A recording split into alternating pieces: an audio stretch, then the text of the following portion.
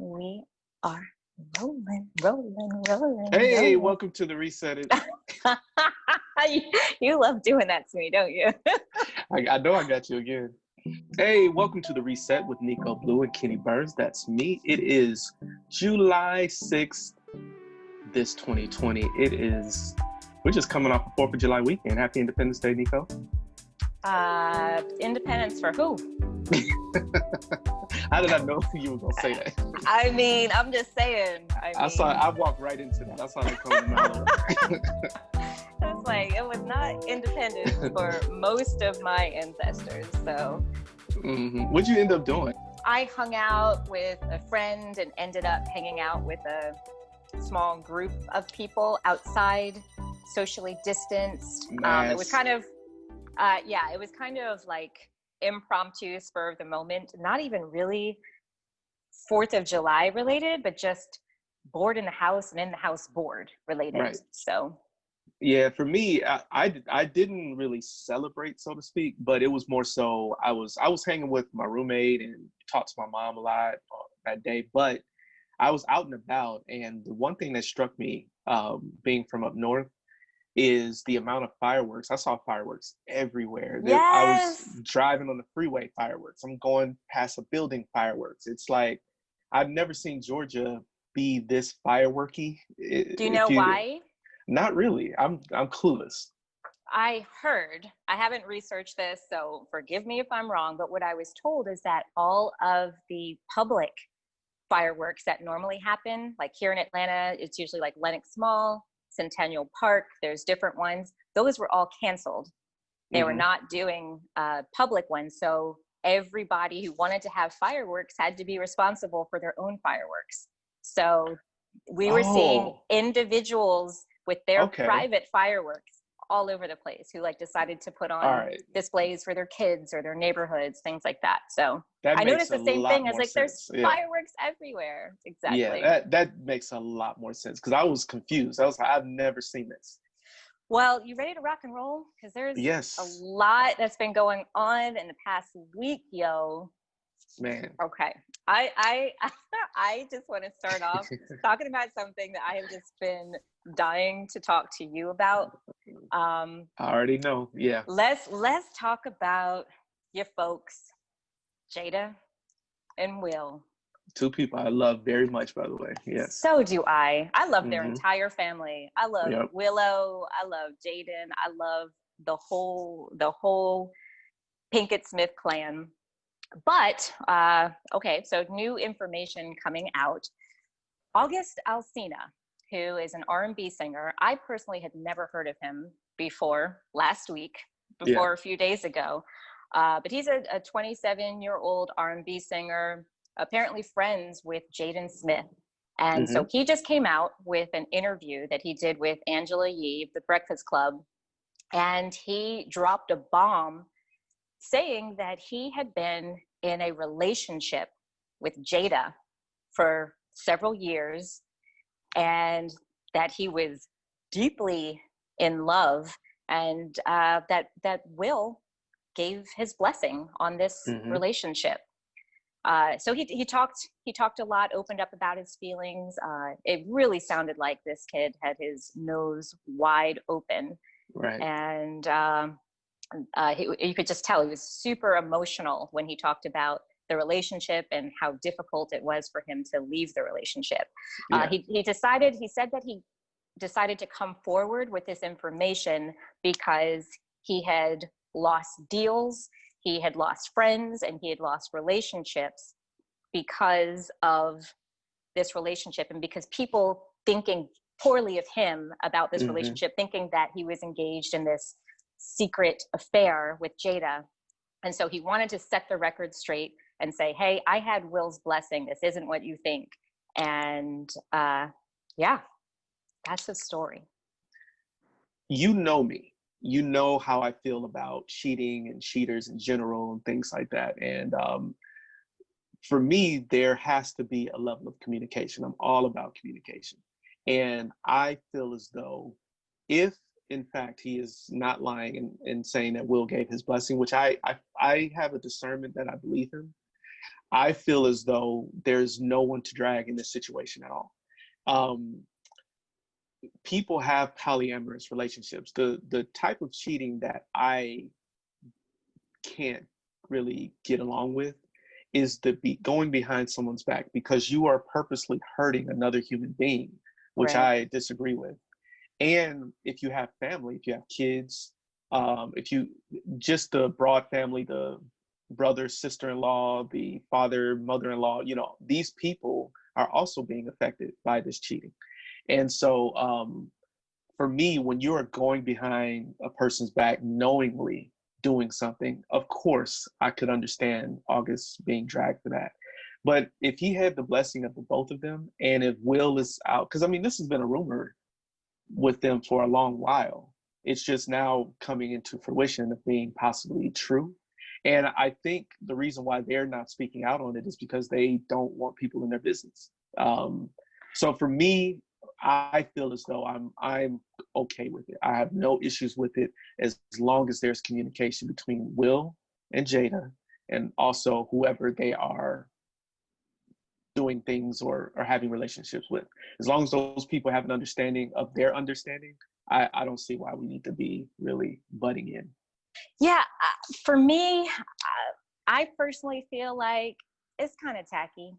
You think so? It's tacky. Absolutely. Like, okay, first of all, so as tacky you said, on, okay, I'll explain. Yeah. I'll okay. explain. Mm-hmm. So first of all, like you said, there have been rumors about Will and Jada having an open relationship forever. So I don't think that's any big shock to people. People have heard about that and suspected that for as long as I can remember, honestly. Right. I think it started probably not even that long after they were married. I'm with you. I'm 100% with you that people can have whatever type of relationships they want as long as everybody communicates and as long as nothing is like shady, done in the dark, there's no lying, all of that. Then sure, if you want to have a polyamorous relationship, run it. And so I agree with you that I believe that that was the case here. My problem is that he entered into what was supposed to be sort of like a private agreement between the three of them. Right. And now, because he has experienced some negativity from his choice to be in that arrangement, now he wants to sort of break that agreement and go public. And I'm like, that's not cool. Like, to me, if you agree to something like that and then you find out, wow, this is causing some negativity in my life, then you stop and create, and the longer time that passes that you get away from it, then those consequences are going to fade. And that's just sort of like the cost of playing ball, like sometimes you made a conscious decision, you made a choice to do this, that this is an extremely high profile couple, that they don't want this coming out like that. And you choose to just sort of out them publicly because you don't like the way it's impacting you. Like, that just shows that you were not mature enough to handle the relationship. And that's where I kind of question the discernment of the Smiths, because he was so young. He actually was introduced to Jada by Jaden when he was 22 years old. So he was a young, I always, how I feel about dating extremely young people. At that age, your brain is not even fully developed yet. Your frontal cortex is not fully developed. You are not dealing with a fully developed adult. Legally, they're an adult, but they are not a fully developed adult. So to trust someone of that age with something like your reputation when you are of that stature, I mean, at least a 30-year-old, maybe someone who's got someone who knows? She might have dropped. that. Yeah, she might have a 30-year-old or something like that. He might have a 22. But I'm saying, this guy was 22. We're talking about him. He's the one that's come out and is talking about it. The other thing that's a little questionable to me is, he also just dropped an album. I didn't know that. And that does give me a little pause, because my only retort to what you just said was, because I try to put myself in people's shoes, and for him, it's like, okay, I'm trying to think, how I would feel being that age, like you said, falling in love with the woman. I mean, it's Jada Pinkett. Like, who hasn't had a crush on her? You know what I mean? Yeah. If he was going to fall in love, no question that was going to happen. Yeah. And so, you know, I'm trying to put myself in his shoes, and I'm like, if I was suffering from a career standpoint, from a just social standpoint, I would want people to know my truth, you know? And so I'm like, so you would out it too? Well, I don't know. That's what I'm saying. Are you that person? I don't know. What I'm saying is I'm trying to give some sort of, I'm trying to give some human element to what he's going through, is what I'm saying. It's like what he's going through, we don't really know. And I'm not saying I would. I'm just saying I don't know, because it's hard to really quantify what he's going through mentally. And this could be something that's mentally healthy for him to do. And that's what he said. That's what he said, that he sort of needed this. But again, to me, it's like you are just sort of defaulting on the contract that you made because it got uncomfortable for you. Yeah. And to me, the right decision to make in that situation is, if it's getting uncomfortable, stop. And eventually the negative consequences are going to disappear because you're not involved in it anymore. It might take a little bit of time, but like, you know, you're not going to lose. Of course, if you were engaging in a relationship with a married woman, a famous and powerful married woman, of course you're going to lose other relationships because of that. Right. But, you know, you get some distance between it, then no, you're not going to lose relationships because of that. Because anymore. That's not even you're right. You know, so, and it's the same over with time. You're right. Yeah. That's maturity to me. And that's what I feel like is just sort of lacking here. I do feel for him because, again, it was very obvious in watching the interview that this was something that, like, he was in pain. He did also reveal in the interview that he had been molested as a child. That puts, especially a young person who isn't that far away from that abuse, in a very vulnerable situation and very vulnerable to older people. I don't know. He didn't go into the details of who his abuser was, but it just made me have compassion and feel for him, because the pain that he was in relationship to this relationship was palpable. Now, one point, when you made the point about the album, I had to pause because I didn't know that, and you have to look at that. I mean, that is you know, I had never heard of him. Now I know his name. Now I know who. And I do too. Yeah. One of the things that struck me in his interview was when he was talking about that type of love being rare, because I felt like that about certain things. There's been one female in my life that I dated where I felt like I loved her as much as she loved me. And in every other relationship, it feels like it's always either that person loves you a whole lot and you like them, you really are into them, but it's like, I don't know, or vice versa. You're really into them and they're kind of like, maybe I'll see this through, see how it works. It's rare to find it where it's just like you guys are both into each other for almost the entire time, you know, you've been in a relationship. And that type of love for me has been rare. And I haven't seen it in many people. Like, many people just kind of have these fleeting moments. And I was happy to hear him talk about experiencing that. But but when you're experiencing that with someone that's married, that's tough, you know. But I mean, he knew it going in, so you can't say he didn't. But it is tough to experience that with someone that's married. Now, he did say that he had given all parties a heads up before going public with the information.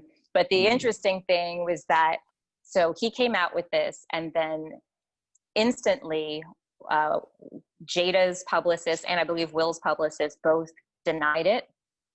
And I was talking to a friend of mine about it, and I was like, he was like, oh, they denied it. I was like, their publicist denied it. Right. I was like, Jada, there's no way that she's going to just let this ride. I was like, she's got the red table talk now. Like, she is all about addressing issues head on.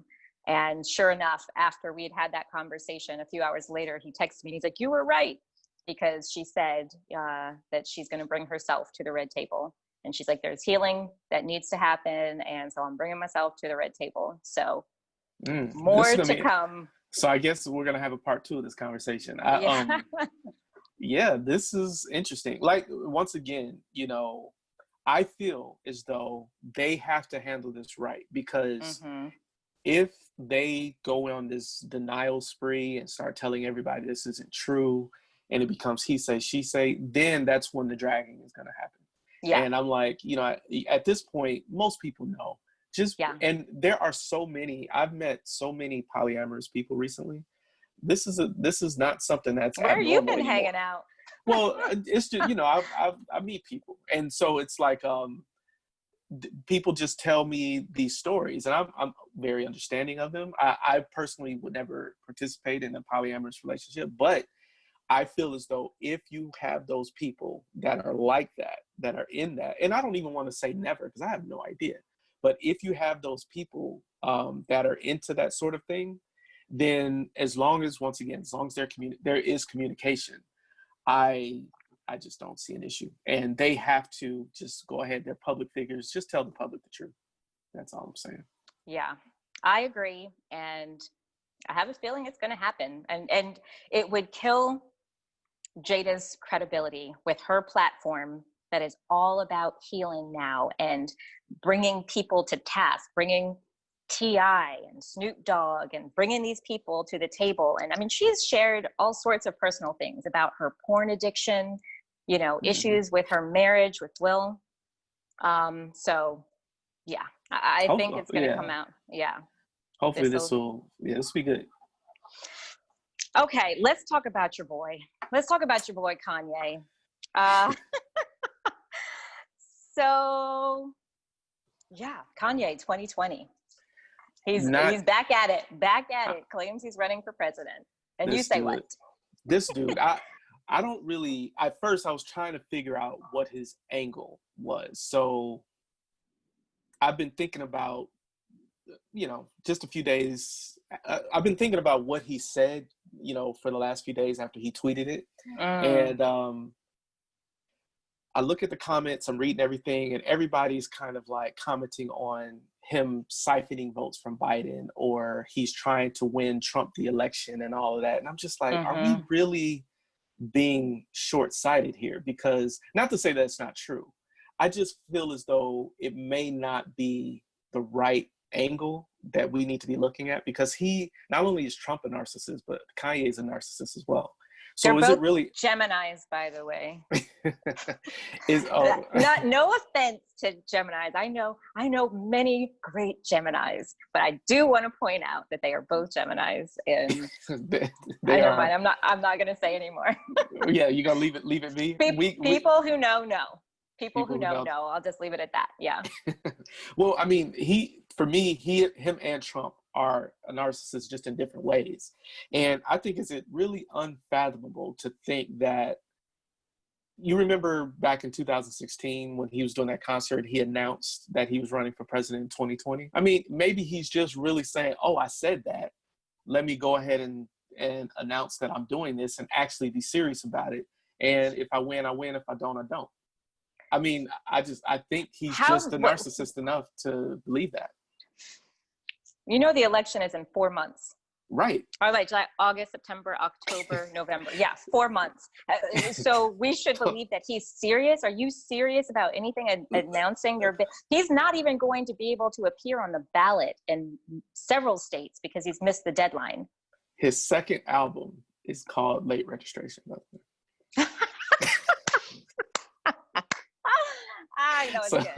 That was good. Maybe he knew that this moment was coming for years. Like this is all a very finely crafted plan. Okay. So I'll give him some props for that if that's the case. He is a forward thinker. So yeah. So okay. So I know I've seen that as well. That a lot of people are like, oh, is he going to siphon votes from Biden? But first of all, he hasn't even formally registered with the FEC to even be able to run yet. So who knows?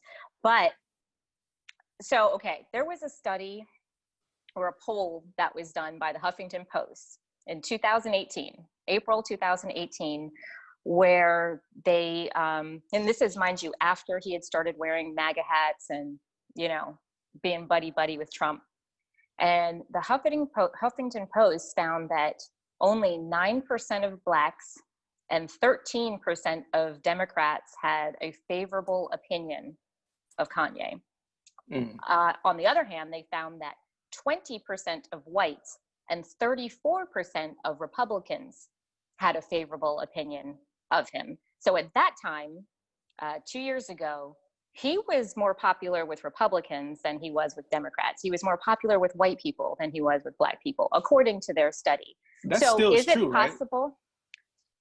Right? I mean, probably, I would imagine. Yeah. Probably. So I'm saying, would it be more likely that he could actually take votes from Trump if he went through with this, which I doubt he will. That's my thinking. I'm like, why would we think that it's just siphoning votes from the people that will vote for Kanye are Trump's base, not centrist or right-leaning Democrats. They're Trump's base. Those same people that are anti-Trump are going to be anti-Kanye because they fit the same mold. So I get what the people's argument. I do understand where they're coming from. I just think that it's short-sighted to think that not only is he not serious, I think he is definitely serious. Oh, really? Yeah, I do. Now, you know that he also is releasing an album, much like our friend August Alsina. He just released a new single. And get this, the single is called Wash Us in the Blood. And the album is called God's Country. Yeah. So, and he just dropped the single, I think like a week ago, and the album is getting ready to come out. So again, I feel like when this presidency ends, I'm hoping that this is just going to be a bad joke, that he's just like, ha ha, I wore the MAGA hat just to mess with y'all. Yeah. I mean, do you want him back? I don't want him back. I do not want him back. No. And I have felt that way for a very long time. I mean, because I don't like, you know me, one of the character traits that is the most vile to me is cockiness and arrogance and entitlement. Right. I cannot stand those traits in people. And so as soon as He's always been that way. That's why I said it's been a long time and I haven't wanted him back. Yeah. Yeah. You know what? This is one thing that I feel like we should talk about as we get closer to the election. And I want to know your feelings on whether you think he's going to drop out. Because the number between him and Biden is widening daily. And I don't think there's any way that he would drop out. Does that sound like Trump? Drop out? But it's nuanced because his ego is hit either way. If he loses in a landslide, his ego is going to take a major blow. But if he drops out, it's kind of like which poison is the best. I believe that he thinks that he'll win. And listen, I am not 100% comfortable with the fact that he won't. And I will not be until after the results are in, because I already had my heart broken and everything that I was told blown in 2016. So fuck that. I'm not doing that again. And every day between now and November, I'm like, he is, you know, a very worthy adversary. And I am not taking it for granted that he could win this thing. I am way more confident than you. I think he's going to be destroyed. I think he's going to. Right. What did you think in 2016? In 2016, I thought Hillary was going to win, but I wasn't this confident. You know, like the issues that I was having with her, she was just a bad campaigner. It's like, so you're over one, basically. No, because I got George Bush right. I got Obama right. Yeah, I got Obama right. With Trump. Well, with Trump, I am 0-1. Yes. Okay. I think that's all you can either be 0-1 or 1-0. And if you're 1-0, then something's wrong with you. That means you voted. But no, for me, I really did not think she was going to lose, but I saw she was such a bad campaigner. I was like, she is a terrible campaigner, but she's going to be a great president. That's what I kept saying. And I'm like, if she could just get through this campaign, we're going to be fine. If she could just get through. I kept saying that, But this is different on a lot of levels because none of this stuff, we were in a totally different world back then. I mean, right now, I think the only thing that would have saved him from Biden, because I think Biden was going to win no matter what. I think the only thing that could have saved him, he squandered, which is getting COVID under control. If he had corralled the Rona and showed himself to be a leader on this, I think Biden wouldn't stand a chance. I think Trump would have got reelected easily if he came out as a leader on Corona, and he just squandered it, you know. And well, I definitely did see, you know, older people have definitely typically gone Trump's way, and now so many of them, because those are people who have been deeply affected by the handling of the Rona. And I've seen a lot of, you know, polling numbers saying that he is losing sort of the senior vote, which that's a good thing. Yeah. It's a good thing, not for him, but yeah, it's a good thing also for the rest of the world. Those seniors don't know who Kanye is either, so that's a good thing all the way around. Exactly. So the Redskins actually, for the first time ever, agreeing to consider. Consider is a key word, yes. Mm-hmm. Agreeing to consider, to do some more looking into whether or not they will change their name. Now, mind you, this has been a point of contention for many, many people for decades. This has been going on for decades. People saying that the name Redskins is a slur. It's a slur to Indigenous people, and that no team should have actual people as their mascot. Like, it's just people. And like, this is our mascot to be, you know. And you know what? Can I stop you right there? That is one of the best points I've ever heard anyone make, is what you just said. And I wanted to make sure we paid attention to what you just said, because a lot of people come at this from an inanimate object standpoint, like, who is it hurting? Like Trump said something about, they named teams, I think I'm trying to quote him right, they named teams out of strength when he was commenting about this, meaning you should be happy we named them that, because that means that you're strong. And it's like, no. If you listen to what Nico just said, who made one of the best points I've ever heard about this, we are talking about making people mascots. Where do you see that at? Right. You don't see that anywhere. People will sort of intimate the Spartans, they'll intimate the Buccaneers, because those were people, but those were entities. You know, the Spartans was a military. The Buccaneers were like a military. That is totally different from the Redskins, who was a group of Indigenous people. I mean, and you've got to be able to make that decision. I wanted to make sure we pointed that out. And it's also considered a slur. Yes.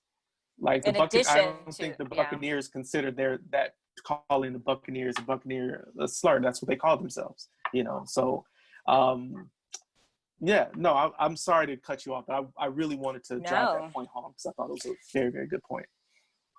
Thank you. Yeah. So FedEx is the team's primary sponsor. They also have the naming rights to the field. So they have now asked the team to change their name. So Dan Snyder, who is the owner, he has been notorious forever for saying never, ever, ever, ever, ever will we change the name. Never. He said, you can print that in all caps. Like he said that it wasn't even that long ago. It's maybe like 7 years ago. I think it was like 2013. He said never in all caps. So this time he did say, also after FedEx made that sort of public request for them to change the names, Nike also removed all of the Redskins apparel off their site. Nike, is that what you call it? Yeah. Why? I just keep going, Nico. I'm sorry. I just had to laugh at your Nike. What's wrong with Nike? Is technically correct. That is technically correct. So forgive me, but I just thought it was funny. Why? You wouldn't have laughed if I said Nike? Or is that what you were expecting me to say? Because that's normally what most people call it, but Nike is technically correct. So okay, well, I can be kind of technical sometimes. Okay, so Nike then pulled all of the Redskins apparel off of their site, like almost instantly after FedEx made this public request. So I guess that was Nike's way of saying that they stood behind this as well. So in response to that, Dan Snyder said that they will do a thorough review of the name. And he said that he wants to talk to the community and the NFL and the alumni and just kind of get some feedback before he makes a decision. A lot of people think that it's very likely to happen. It would be kind of weird if at this point, after all this publicity, then they don't change the name. We'll see. A couple of the names that have been suggested. So now they get to open it up. I don't know. This is news to me. I can't wait to hear this. Okay. So one of the ones that's gotten sort of the most traction is the Washington Redtails, which would be in support of the World War II Tuskegee Airmen. The Redtails, they were the first Black military aviators for the U.S. that fought for the U.S. in World War II. So some people, they're like, you don't have to change your color scheme. It just, they're like, that's an easy. The only thing is some people are like, oh, but the Redtails are sort of known for Tuskegee, Alabama, and we're DC. Yeah. But they, the point has been raised also that they fought for the U.S., like for the U.S. military. So and that's Washington, the capital. Yeah. Yeah. So that's one of the names. People have talked about the Warriors. People have talked about the Red Hawks. So, there's a lot of people buying. Out of those three, just from a phonetic point of view, I like the way the Washington Warriors rolls off your tongue. That kind of rolls off the tongue of that. Yeah. We all love alliteration. I'm feeling that. I don't know what the, I guess, association with Warriors in DC would be, but I do like the way it sounds. It sounds good. Now,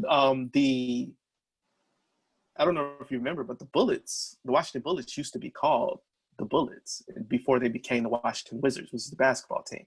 And so there is precedent in the Capitol to change a team name. Like, I still mistakenly call the Bullets. You know how I am with San Diego Chargers. Yes. Right. So I'm still back in the 80s with the Bullets sometimes because I've been watching basketball my entire life. And so I have to correct myself, like, oh, it's the Wizards. But they changed the name specifically because of the violence in DC. And so they didn't want to perpetuate that violence with this name. And so it's like, I'm happy to see when people are shifting and evolving. I'm very happy to see it. But it does beg the question, like, did we have to be this hardcore about it in the first place? Like, my mom used to tell me this saying that I think I live by this saying, because you know me, I'm an empath and you are an empath as well. And it's like, we feel other people's pain. And so my mom told me this saying, if it's real to them, it should be real to you. If it's real to them, it should be real to you, meaning you should just put yourself in their shoes, look at their situation, and understand where they're coming from before you do anything or make a decision or anything like that. And I feel like he just completely ignored how the indigenous population of this country was feeling.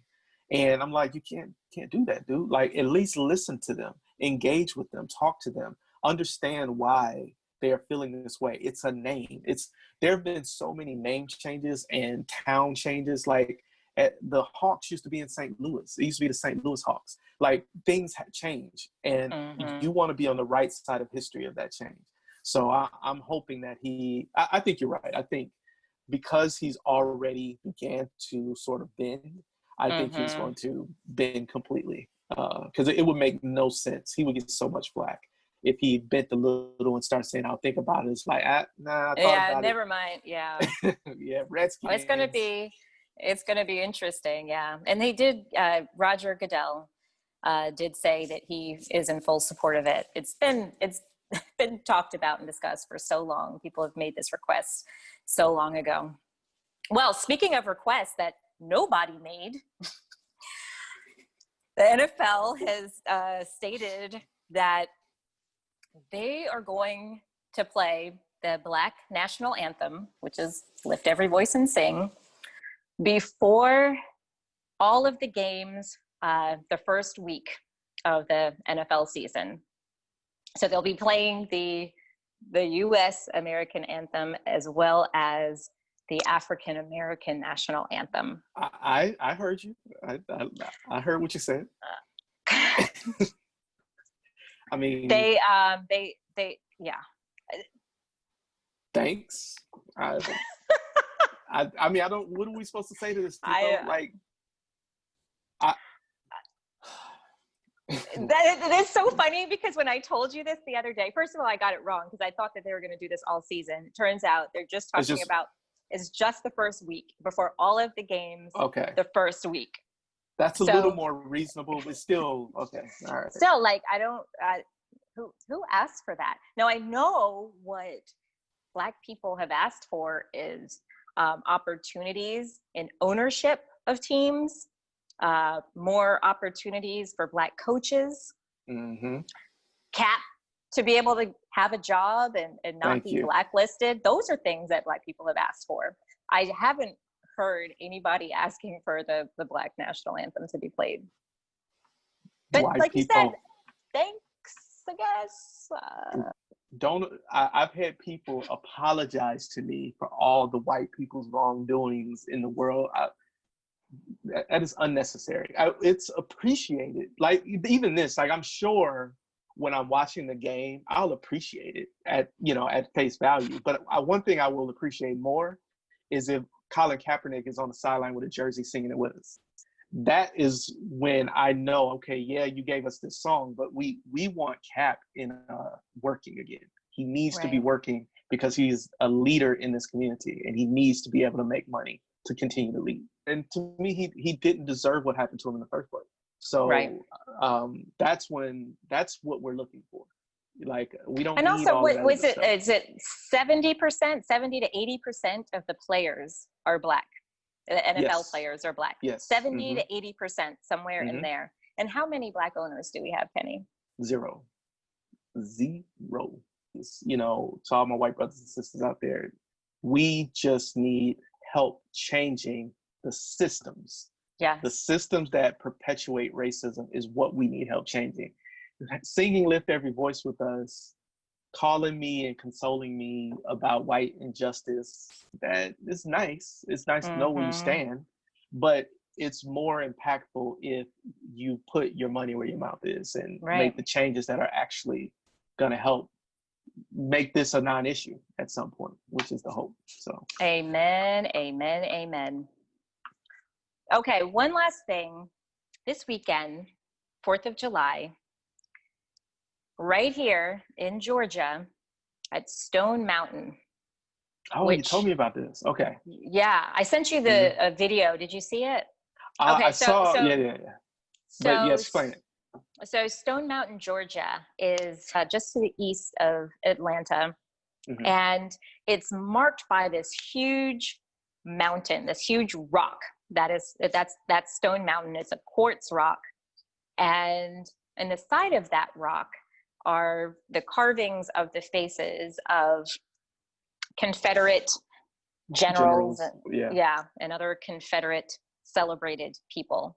And they're huge. It's sort of like almost like our own little mini Mount Rushmore right here in Georgia. And forever, for as long as I've known, they do a laser show on the mountain over the faces, and it just sort of tells this Confederate story. This area has been known to be just an area that was rife with racism. I remember when I first moved to Atlanta years ago, people always told me, oh, that's where the KKK is. The KKK hangs out at Stone Mountain. And that's true. It's a major area. White nationalists very often meet there and, have gatherings there. And it's sort of like the current sort of headquarters of the KKK. So anyway, on Saturday, on July 4th, we saw something a little different. We saw about 1,000 heavily armed Black militia. It was like 1,000 people wearing all black, face masks and carrying, various types of really assault rifles. Interested me. I was going to say this really interested me. But continue, please. Yeah, and so we found out it was just because they were just like on the road, and they had gone to the base of the mountain where the carvings are, and they announced that they are the NFAC. Yeah, they're not fucking around. Exactly. The NFAC stands for the Not Fucking Around Coalition. Now, I have to ask you, we have already talked about this, but Nico, is this name real? Yes. Okay. Not Fucking Around Coalition. They're not fucking around with the name. They're not fucking around. They not fucking around with their mission. They not fucking around with little guns. They got big guns. They don't want anyone to get it twisted. They are not Black Lives Matter. They're like, we are not them. They're like, we are not protesters. We're not demonstrators. We're not here to chant. We're not going to sing to you. We're not fucking around. Right. So yeah, this organization was started by Grandmaster Jay. I saw men and women out there. I was looking at the videos. I saw both men and women, mostly men. And apparently they said that, I guess the KKK had sent out a message that they were going to be killing Black people on July 4th and that they were going to start shooting Black people. And they said like at 8 o'clock. And so the NFAC showed up and they're like, yeah, do it. And they said, and guess who's going to start shooting at 8:05? So yeah, they said that what they stand for, they just believe that all of the issues that Black people have had with the police, with housing discrimination, with poor schooling, poor banking systems, political issues, they're like, it's all tied to the KKK. And they're like, we're done with that. Right. We're done with this shit, the way that it's been going down. Around. He said, we're not talking to the police because they work for the KKK. We're not talking to the government because they are the KKK. We're not talking to the banks. And he said, we're not talking to most white people. So it was a peaceful gathering. Nobody who identified themselves as KKK or anyone who wanted to shoot people showed up. He also made it very clear that they're not there to attack anybody. They're there to defend. They are there to defend. They are there to defend and protect. So many thoughts. Mm-hmm. So they did say that they felt like the Stone Mountain Police did a good job of just supporting them. That's what I was going to start with, because the thing that I've always thought, and it's nice that it was proven in this case to be, I was wrong. And what I always thought was, okay, you see these white protesters in all these areas, especially in Michigan, going into the Capitol, AR-15s, in police officers' faces, pointing their finger, police officers standing there like, oh, okay, when is this over? Not doing anything. And I'm like, if there was a Black protest group with guns doing this, this would be a nightmare scenario. And luckily that was proven wrong. I'm hoping that it stays that way. But it was proven that, yes, we have gun rights too. I don't personally deal with guns or anything like that, but there are people that don't agree with me that are Black, and they do deal with guns, and they should have the same exact rights as any white person with a gun. And I would expect you guys to have the same sort of energy that comes with being a legal gun owner, that they're Black. And I would actually reckon that they did show up. If they've been putting out this memo or whatever it was, and they did show up and they saw that and were surprised by it, and like, oh, we didn't know this was happening. Let's fall back. Let's fall back, right? And I wonder if they're gonna have a better response next time, that they know that the potential is there for that. So it'll be interesting to see. But I don't know what this group is or what they stand for, because this is a new thing. But I do like the fact that they exercised their rights, and their rights were honored by those police officers. And you got to give credit is due. Those Stone Mountain police officers upheld those men's rights that had legal men and women that had legal firearms and were protesting legally. And I would, if a white group did it, I would say the same thing. Their rights deserve to be protected. So it was nice to see that I was wrong about that. I'm very happy to say. Now, 2 days later, that was Saturday. Today's Monday. our governor did declare a state of emergency and has basically deployed 1,000 National Guard troops into Atlanta. Mm-hmm. So that just happened like a few hours ago. So I don't know if that's related or not, but you know what? That's an interesting connection, because okay, so we were thinking that it could have something to do with some of the killings that's been happening, but that's like what he said, that is due to increased but violence. How much increased? That's the thing. I have heard nothing there are killings about every this. day. Yeah, I've heard nothing about any increased violence. So that's why all of a sudden today it was like, we're in a state of emergency and the National Guard is being deployed. I'm like, for what? But I was like, is it for the not fucking around coalition? Like, what is that all about? Yeah. Yeah, I don't know. Kemp is like, I'm not fucking around either. I don't know. The NFAC. The NFAC. Yeah. So they said that they're in the process of bringing in new members to the NFAC, that this is not just a Georgia thing. He said that there was another group that did something in Phoenix, but they just didn't get any attention. Okay. So Georgia got all the attention for this one, but interesting. I mean, I have mixed feelings about it.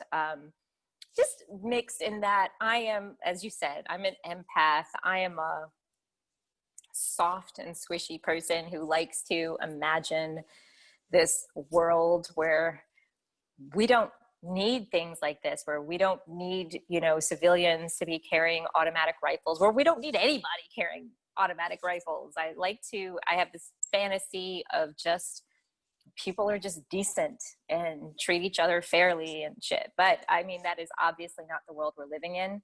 And it was nice to see Black people organize in a way that we typically have only seen white people organize in the past.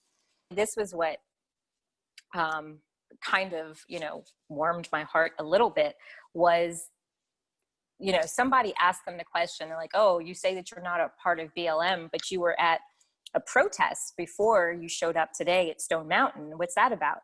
And they said that Rayshard Brooks, the guy that was killed by the police at Wendy's here a couple of weeks ago, his sister had asked for basically them as security because she was going from the Wendy's to, where it's currently a protest site. There's a lot of activity. A little girl, unfortunately, was just killed there this weekend.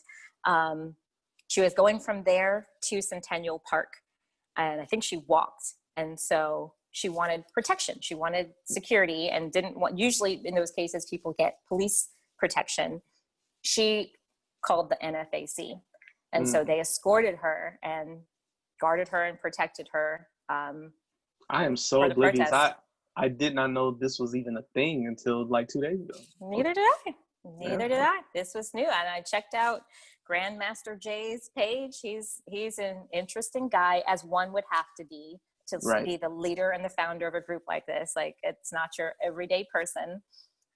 Well, this is an interesting time, because one thing that, I don't know how old this gentleman is, but we are lacking in leadership in the Black community. And so it's nice to see the Kimberly Joneses, the D-Ray McKessons, whoever this guy is, taking a leadership role. Grandmaster Jay, taking a leadership role and saying, all right, if not you, me.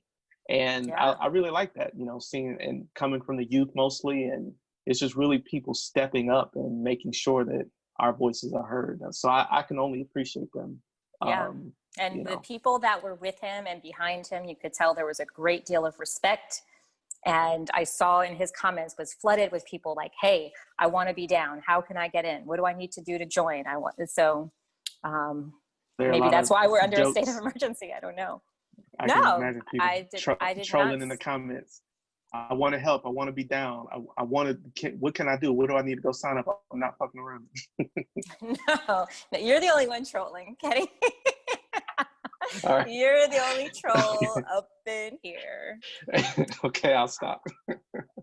Oh, and I know I told you right when we got on the phone, but our mayor here in Atlanta, Keisha Bottoms, just tested positive for corona. Yeah, that was news to me. Yeah, that just came out. She just announced it, and she's asymptomatic, so she's well at this point in time. Is she Hopefully she stays quarantining? that way. Oh, of course, she's quarantining. Yeah, she has to.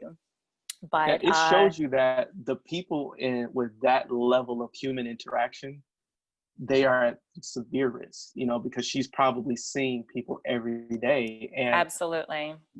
I don't know her. Obviously, I'm sure she's a pro-mask person. She's not anti-mask, but you cannot wear a mask 24 hours in a day. That's just not realistic. I mean, she's had to give talks. She's been talking. She was just talking about the death of the girl at the Wendy's this weekend. So she's still out talking to the public, and she can't wear a mask when she's doing that, when she's giving speeches and all of that. So I remember I sent you an article earlier today where they were mentioning across the world, a lot of scientists and I guess the medical community is now sort of coming together and empirically coming together and saying that the coronavirus is in fact airborne, because that was a bit of a question mark. I didn't get to look at what you sent me, but I saw on the news, it sounded like maybe this is what you're saying, that there are certain organizations and groups that want it to be called airborne. And others absolutely. are saying, well, it's aerosol spread, it's droplets, it's a little different than airborne. Right. So we'll see if they reclassify it. Yeah, that's the nuance there. And I think they're trying to clear that up, because even though it's a nuance, it seems small, but it is something that needs to be known. We need to know as much immunity as you can give yourself, the better. And sometimes knowledge is immunity. So just knowing what not to do and or what to do is immunity in and of itself. So all right, Kenneth Burns, I think that's all I got. We did good today. We've talked. When we first started off this week, I was just like, oh man, I think it was Monday, Tuesday of last week. I was like, man, it's gonna be a slow week, kind of slow news week. I'm like, maybe Trump will give us something, which he always manages to do.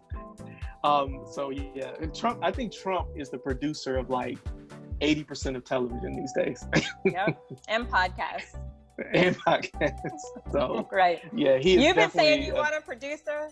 Trump's our producer, bro. Trump's our guy. That is our guy. He will give you something to talk about.